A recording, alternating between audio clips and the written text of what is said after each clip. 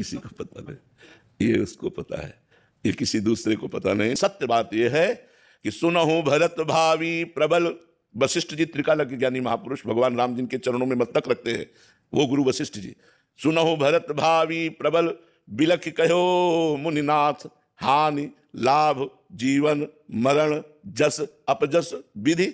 हाँ, ये विधान भगवान के अंदर में है कि अब ये जीव किस योनि को प्राप्त होगा, किस योनि से आया है, ये केवल भगवान ही जानते हैं, दूसरा कोई नहीं जानता। अगर दूसरा कोई जानता है तो वो भगवान का भजन करते हुए उस कोटि का महापुरुष हो गया है।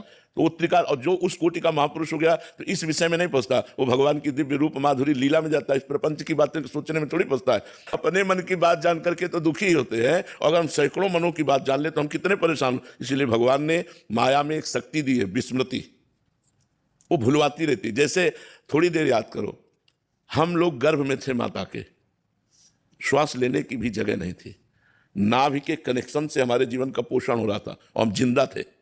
कितना हम कष्ट भोग रहे थे, माँ के गर्भ में कितना कष्ट भोग रहे थे, लेकिन एक सेकंड का भी हमको पता नहीं। माया ने विस्मृति के गर्त में, इसी जन्म की बात है। मान लो कोई 45 वर्ष का है तो 45 वर्ष पहले की बात है, कोई 20 वर्ष का है तो 20 वर्ष पहले की बात है, लेकिन एक सेकंड का भी हमको ज्ञान नहीं है कि मैं माँ के गर्भ में कैसा दुख पा रहा था।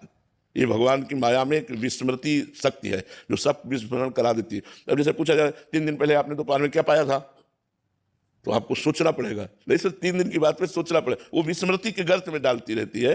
तो ऐसे ही हम जो पीछे किस योनि में थे, अब किस योनि में जाएंगे, ये सिद्ध पुरुष जानता है।